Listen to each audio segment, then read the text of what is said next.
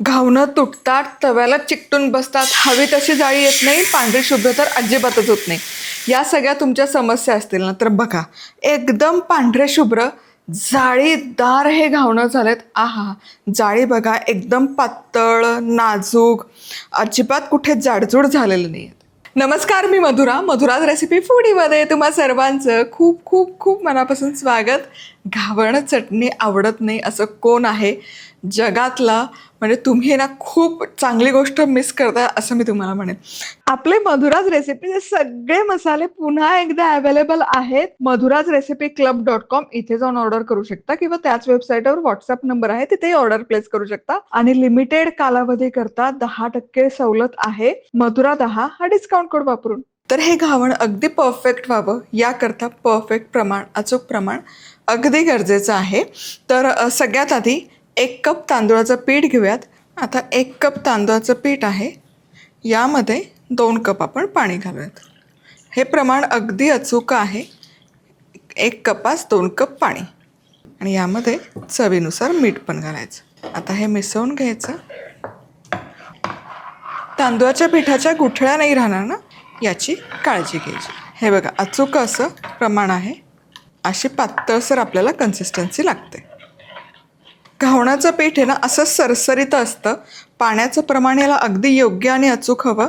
आणि पाणी जर कमी झालं तर घावणं आहेत ना, घावणं नाही होत, मग ते आंबोळी होते किंवा उत्तप्पा होतो, म्हणजे जाडजूड होतात. घावण आहे ना, कागदासारखं पातळसर हवं. त्यामुळे जितकं छान सैलसर हे पीठ, तितकं छान आपलं घावण होतात. पण खूपही पाणी झालं ना, तर मग घावण तव्याला चिकटतं. त्यामुळे एकाच 2 कप डोळे झाकून तुम्ही फॉलो करा. आता लगोलग घावणं करायला घेतली तरी हरकत नाही, पण चटणी करायची की नाही, हे पीठ मुरण्याकरता ठेवत आणि आपण चटणी करू. चटणी करण्याकरता 2-3 चमचे फुटाणे डाळ घेते. फुटाणे डाळ नसेल, डाळवळ नसेल तर कच्चे शेंगदाणे किंवा भाजलेला दाण्याचा कूट घेतला तरी चालेल. चटणी तितकीच छान होते चवीला.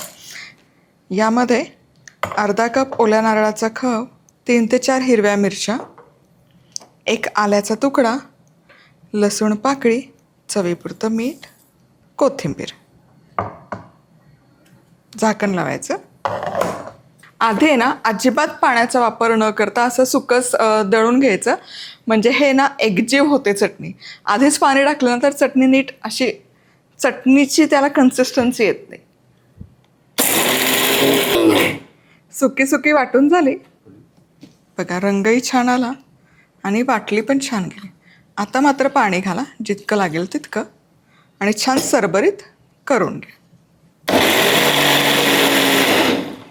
चटणी छान वाटून झाली बघा. हे कुठेही पाणी एकीकडे, चटणी एकीकडे असं नाही झालं, छान अशी एकसंध झाली आहे.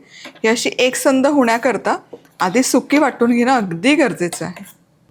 चटणी काढून घेऊयात आणि यावर आता घालूयात खमंग अशी फोडणी. फोडणी करता चमचाभर तेल गरम केलं, त्यामध्ये सगळ्यात आधी मोहरी छान तडतडली की गॅस बंद करायचा. तेल तापलं आहे, आता जिरं घालूयात, चिमूटभर हिंग. माझ्याकडे ना ताज्या लाल मिरच्या आहेत म्हणून मग मी त्या घातल्या, दिसायला खूप छान दिसतात. आहा, फोडणी खमंग बसले, सुवास काय दरवळतोय. आता हे खमंग फोडणी खमंग चटणीवर. आहा, खमंग अशी चटणी तयार आहे. घावणाचं पीठही छान मुरलंय. आता तव्यामध्ये घावण घालण्यापूर्वी ना, हे पीठ पुन्हा एकदा असं व्यवस्थित ढवळून घ्यायचं. हे अगदी महत्त्वाची स्टेप आहे. हे असं छान ढवळून मगच तेवार घालायचं. पीठ छान ढवळून घ्यायचं प्रत्येक बॅचला, अगदी महत्त्वाचं आहे. आणि बघा, छान असं झालं आहे हे सरसरीत. आता बिडाचा तवाच वापरते मी. हा तवाच्या खूप जणांच्या तक्रारी असतात की डोसा चिकटून बसतो, घावणं चिकटून बसतात, ते सुटतच नाही. तर याकरता सगळ्यात पहिले आणि मी महत्त्वाचं सांगते, तुम्ही आणता बिडाचा तवा, छान त्याला सीझनही करता आणि डोसे करतात, ते चिकटत नाही. पण मग काय करतं, ते झालं एकदा डोश्यांचा घाट घालून किंवा घावणाचा घाट घालून की हा जातो माळ्यावर किंवा कुठेतरी कोपऱ्यात. असं अजिबात करायचं नाही. हा तवा आहे ना, कायम सीझन्ड ठेवावा लागतो. मग तो लोखंडी तवा असो, बिडाचा तवा असो, हा कायम वापरात लागतो, हाताखाली राहिला पाहिजे. त्यामुळे डोसे ठीक आहे, डोसे घावणं हे करता, पण एरवी तेरवी शेंगदाणे भाजण्यासाठी आपला जो ओलं वाटण आपण करतो त्याच्यासाठी कांदा खोबरं भाजतो, तर हे आठवड्यातून किमान एकदा दोनदा तरी वापरात राहायला पाहिजे. जितका तो वापरात राहतो ना, सुकं भाजायला पण तुम्ही वापरू शकता, जितका वापरात राहतो तितका तो वळसवला चांगला जातो.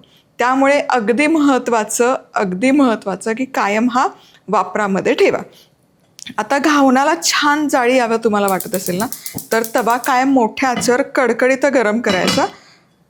तवा जितका छान गरम झालेला असेल ना, तितकं छान घावन तव्यावरून जाळी छान येते आणि पटकन ते पचतं देखील.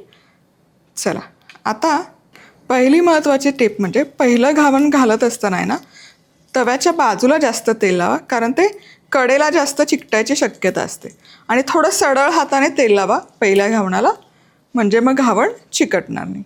आणि घावणाचं पीठ कायम हलवून घ्यायचं आणि मग तव्याच्या बाजूने आधी सोडायला सुरुवात करायची. काय होतं ना, तवा मध्यभागी खूप गरम असतो, त्यामुळे कधी पण बाजूने आधी सोडायचं, म्हणजे मग घावण आहे ना एकसारखं भाजलं जातं. नाहीतर काय होतं, मध्यभागीचा रंग मग तांबूस होऊन जातो आणि कडा कच्च्या राहतात. वा, आता घावणाचं पीठ घातलं की झाकण ठेवायचं. फक्त 15 ते 20 सेकंद झाकण ठेवून हे मुरू द्यायचं. 15 ते 20 सेकंद झाले, झाकण काढूयात.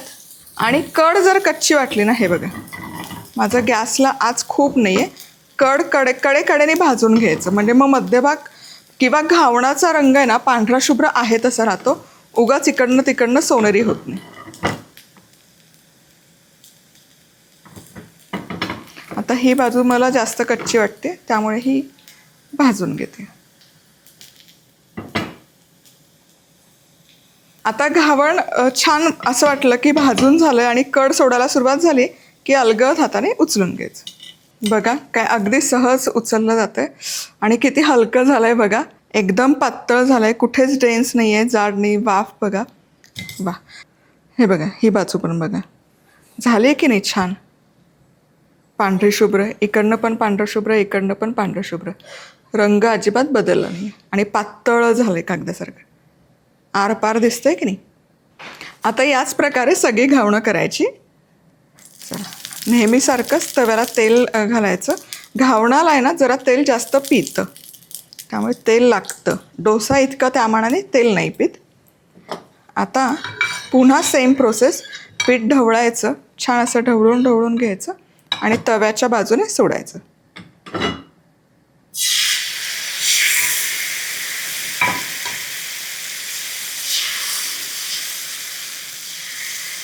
बघा काय सुंदर जाळी येते, अगदी लेसच. वा वा. आता पुन्हा झाकण ठेवायचं आणि 15 ते 20 सेकंदासाठी झाकून वाफवून घ्यायचं. आता झाकण उचलायचं आणि कडेने हे वाफ शिजवून घ्यायचं, भाजून घ्यायचं. आता घावण काढताना जसं मी सांगितलं, तव्याच्या बाजूने आधी काढायला सुरुवात करायची.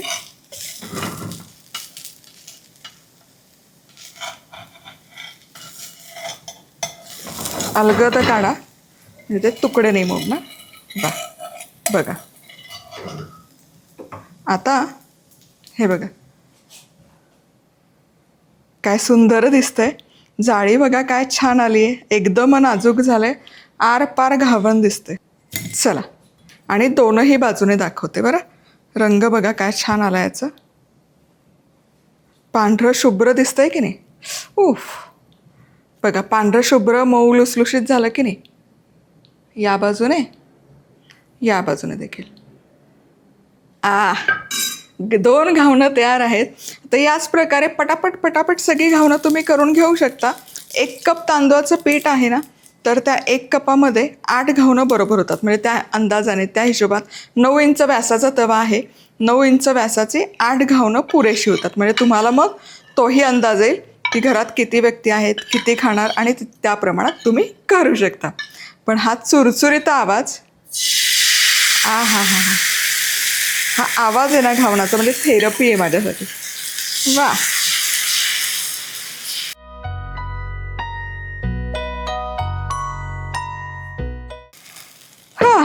वाट कसली बघताय? गरमागरम चहाचं कप, चटणी, घावण, आ हा हा, काय बेत होतं तुम्हाला सांगते नाश्त्यासाठीचा. पुन्हा मी तर आता ताव मारणारच आहे. पुन्हा भेटूयात. तोवर मस्त राहा, खुश राहा, आनंदी राहा, सगळ्यात महत्त्वाचं खात राहा.